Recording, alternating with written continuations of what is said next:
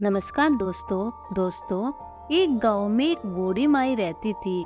माई का आगे पीछे कोई नहीं था, इसलिए बूढ़ी माई बेचारी अकेली रहती थी। एक दिन उस गांव में एक साधु आया। बूढ़ी माई ने साधु का बहुत ही प्रेम पूर्वक आदर सत्कार किया। जब साधु जाने लगा तो बूढ़ी माई ने कहा, महात्मा जी, आप तो ईश्वर के परम भक्त हैं। कृपया करके मुझे ऐसा आशीर्वाद दीजिए जिससे मेरा अकेलापन दूर हो जाए। अकेले रह रह के ऊब चुकी हूँ।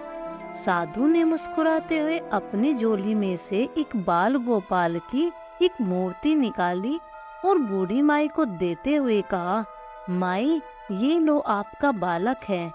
इसका अपने बच्चे की तरह प्रेम पूर्वक लालन पालन करती रहना।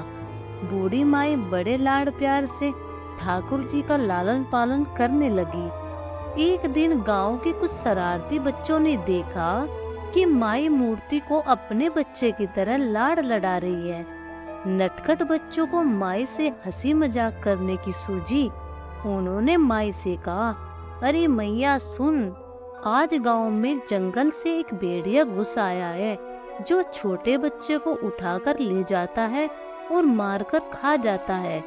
तू अपने लाल का ख्याल रखना, कहीं भेड़िया इसे उठाकर ना ले जाए। बुढ़िया माई ने अपने लाल गोपाल को उसी समय कुटिया में विराजमान किया और स्वयं लाठी लेकर दरवाजे पर पहरा लगाने के लिए बैठ गई। अपने लाल को भेड़िया से बचाने के लिए बूढ़ी माई भूखी प्यासी दरवाजे पर पहरा देती रही।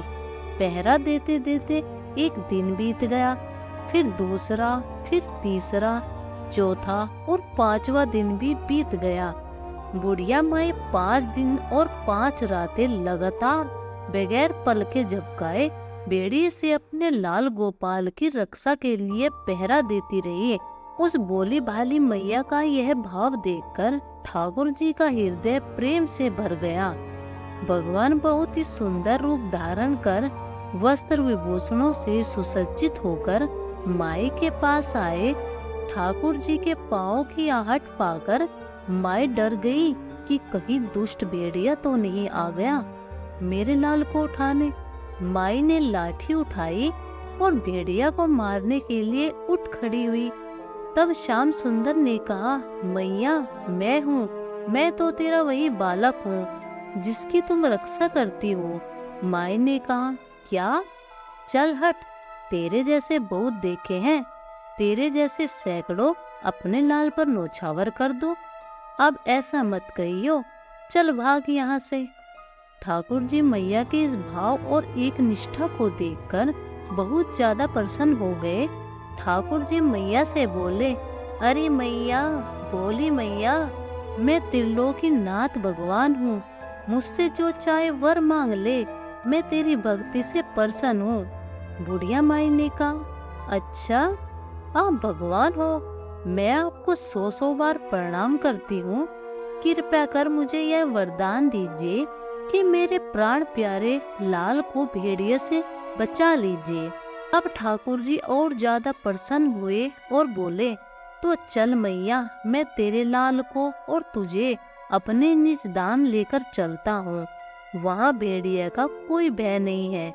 इस तरह प्रभु बुढ़िया माई को अपने निज धाम ले गए। दोस्तों, अगर आपको कहानी पसंद आई हो तो चैनल को लाइक और सब्सक्राइब करिएगा। धन्यवाद।